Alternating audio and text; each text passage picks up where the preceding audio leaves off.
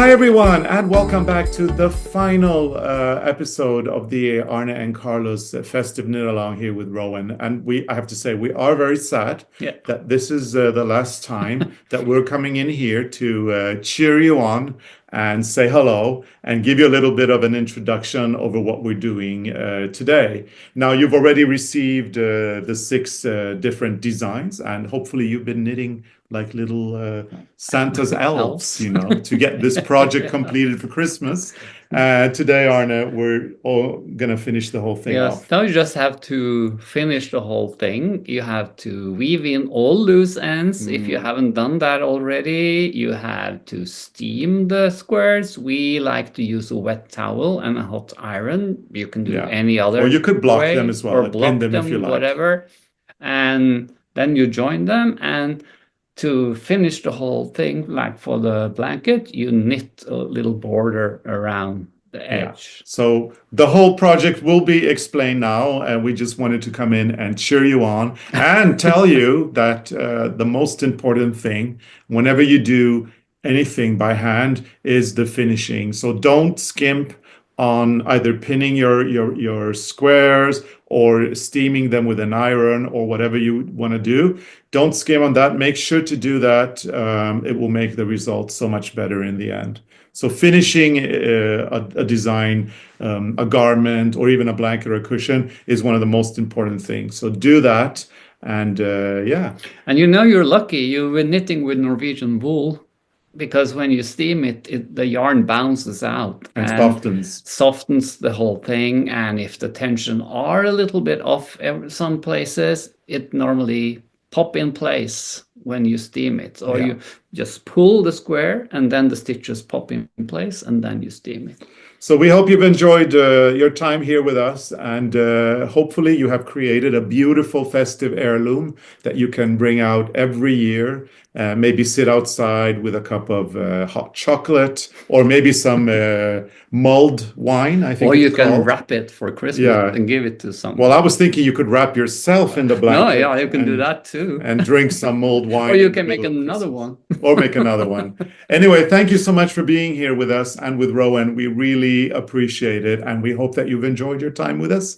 And this is it from the Norwegian Christmas Central. The headquarters. So hopefully we'll see you again soon, sometime, someplace. Bye. Bye. Once you've blocked all your squares, lay them out according to the chart, paying particular attention to the positioning of the bells and the hearts, and then carefully check you have all the squares the right way up by looking at the stitches.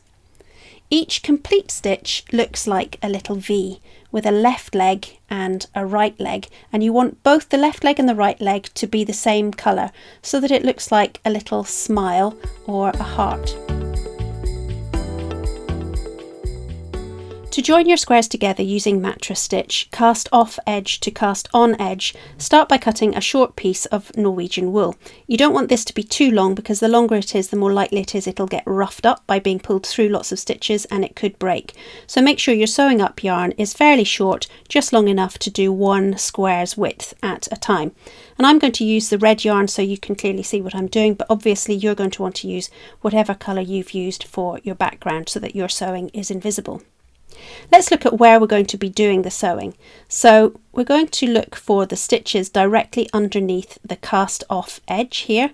So you can see there's a little V there, which is one stitch, and next to it we've got another, and we want to be really consistent about always going into the same row of stitches as we sew. And up here we're going to select the little V directly above the cast on edge. So we're going to choose this row, and by being really consistent it means that we'll have a nice parallel margin in between our squares. To begin, I'm going to locate the top right stitch on the bottom square.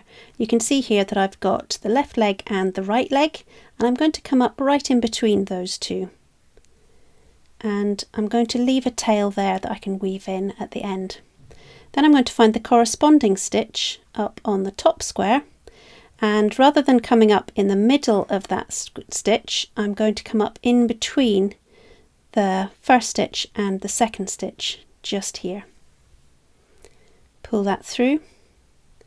Then I'm going to return to the bottom square and I'm going to go back down where my yarn originally came up, down and then up into the middle of the next stitch along. Back to the top square, I'm going to go back down where the yarn came up before, under a full stitch, the left and right leg of the same stitch, pull that through,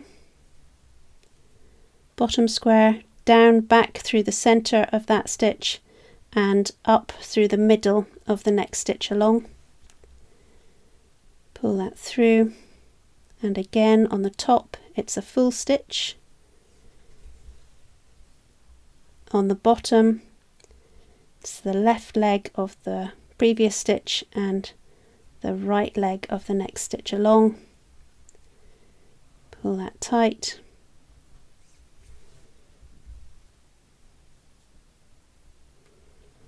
and you can see as I make these stitches that we're kind of creating an extra row of knitting. You can see how these shapes are the same as a stitch, and if I just pull that together you'll see how the columns of stitches join so that the sewing becomes practically invisible.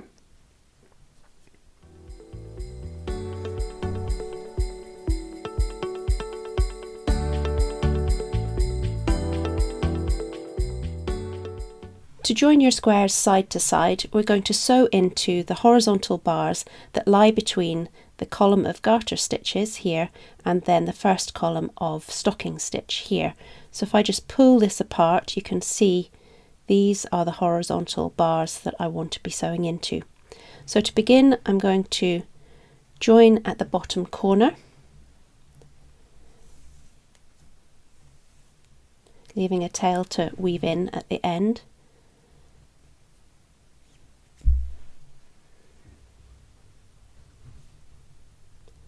Just creating a little figure of 8 at the bottom here. And we can pull that tight. And then we're going to begin by finding the first horizontal bar on the left hand square here. And you can either do one at a time or you can do 2. So I'm going to take 2 on this side, over to the other side and take the corresponding horizontal bars here.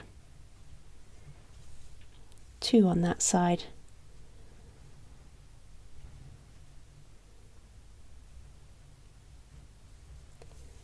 and just carefully work your way up the seam, making sure that you're keeping the squares aligned.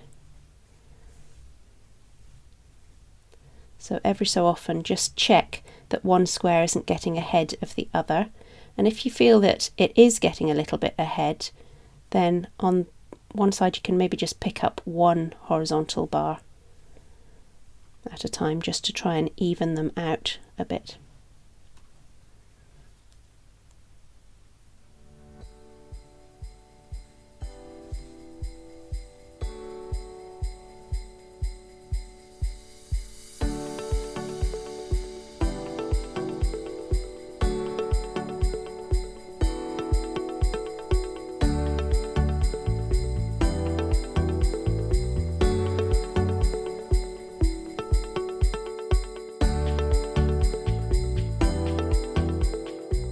The border of the blanket is made by picking up stitches along one straight edge and then working in garter stitch, increasing on alternate rows just on the edge to create this nice mitre which will then be sewn together. The pattern instructions tell you to pick up 33 stitches along each side of every square. We have 41 rows and 41 stitches, so this means that as we pick up, we're going to occasionally skip over one of the rows or one of the stitches. For the row end edge, we're going to look for those gaps in between the horizontal bars that lie between the stocking stitch and that garter stitch edge, and this is where we're going to be knitting into. So I'm going to start right up at the top corner. Insert the needle, pull the yarn through, and that's my first stitch made. Then I'm going to go to the next gap, that's 2, and then the next one along, And I'm going to pick up 4 stitches, and then I'm going to miss a gap. So that's my next one along. I'm going to skip that one and go into the next one. And hopefully by skipping one every 4 stitches, I will end up with 32 or 33 stitches as suggested by the pattern.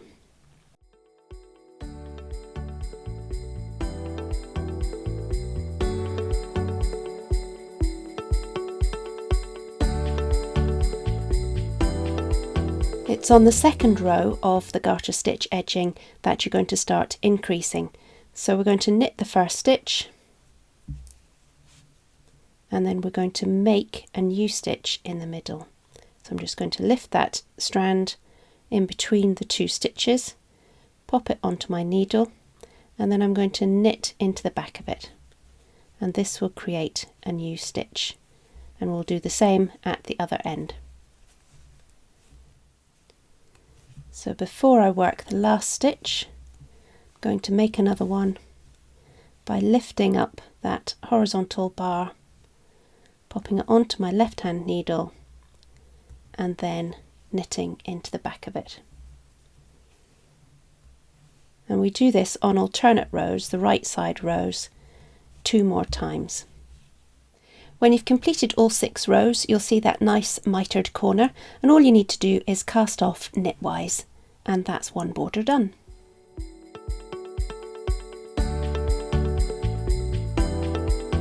To pick up and knit along the cast off or cast on edges, we're going to look for those nice little V's just underneath the end of the square, and we're going to work into the middle of those stitches. We're going to skip the very first one for that garter stitch border and go into the next one along, and we're going to do the same pattern of picking up for 4 and then skipping one. So there's 1, 2, 3, 4. Then we're going to skip this next one and go into the next one along. 1, 2, 3, 4. Skip one, and then hopefully by the end of the row we will have 32 or 33 stitches picked up. And you might find that on the corners or in between the squares you need to pick up an extra stitch. You can play it by ear. The 33 stitches per square is a guide rather than a rule.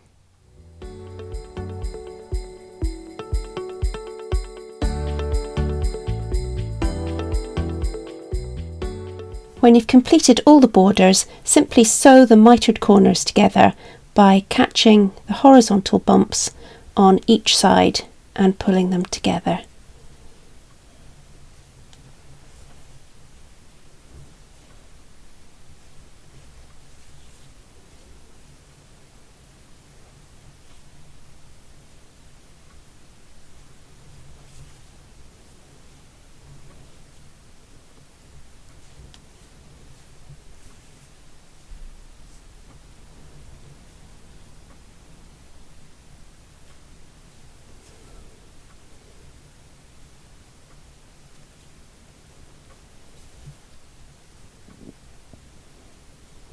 Finish by weaving in all the ends, and you might like to finally block the border just to make sure that it lies nice and flat with the rest of your blanket.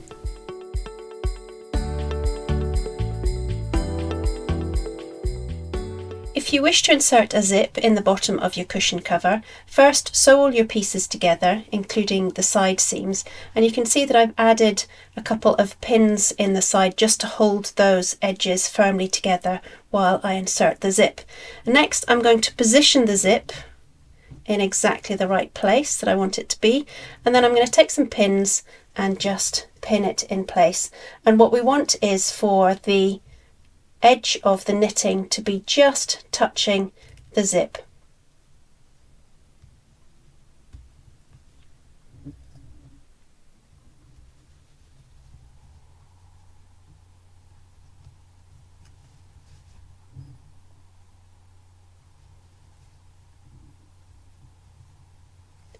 And you want to take care not to pull the knitting or stretch it so that the zip lies nice and flat. I like to put in lots of pins to make sure that everything is secure before I start sewing.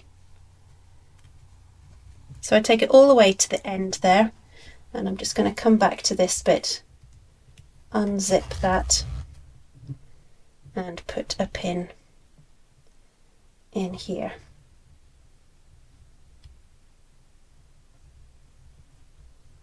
And I'm going to start doing my sewing of the zip at about this point, and the rest of this part of the cushion I will sew together in a seam like that.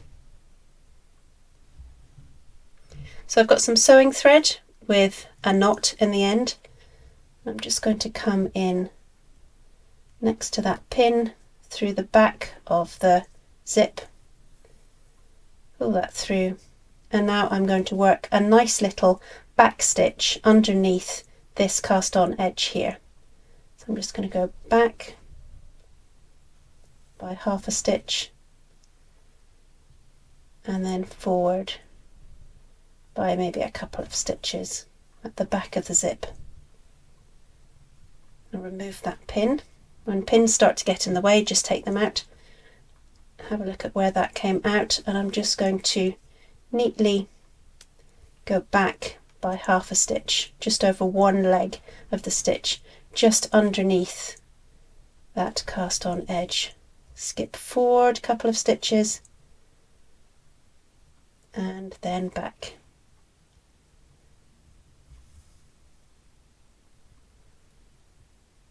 Back and forward.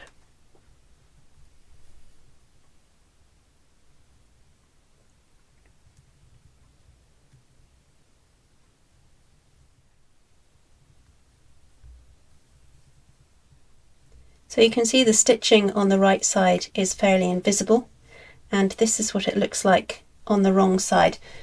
Not terribly neat, but nobody's going to see it as it's going to be on the inside of the cushion.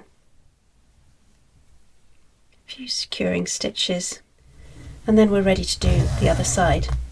So before we start pinning the zip in place, we're just going to add a few extra pins to the cushion cover just to make sure that it's aligned on both sides. So I'm just going to feel with my finger and thumb there where the seam is for these squares. I'm just going to put an extra pin in there, and I'm going to do the same over here. Feel for the top of it as well and make sure that that is aligned. And we don't want these pins to get in the way of the sewing up here, but it is just helpful to keep everything in the right place. And we'll put another one over here, and then one over here, and then we can start pinning the zip in place. And we can do this with the zip open so we can get inside of the cushion. So I'm going to place one here first, and then I'm just going to go over to this seam and make sure, if we zip that up a little, make sure that that is going to be aligned there. So I'm just moving it over slightly, and then we'll go and do the same over at this one, make sure that they're aligned.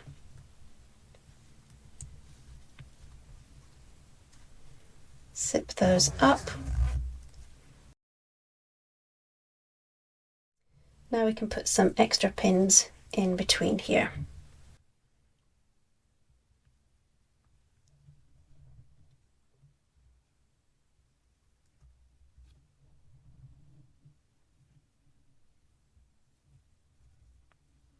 And then we're going to sew this in place in exactly the same way as we did for the first side.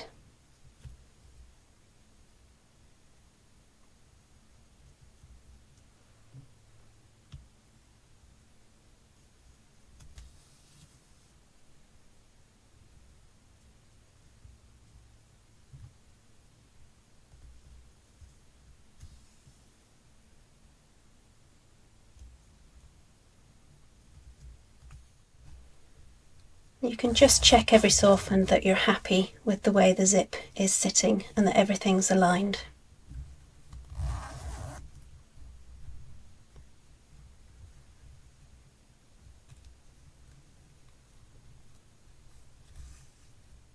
And now all that remains is to seal up either end of the cushion cover with a little bit of mattress stitch.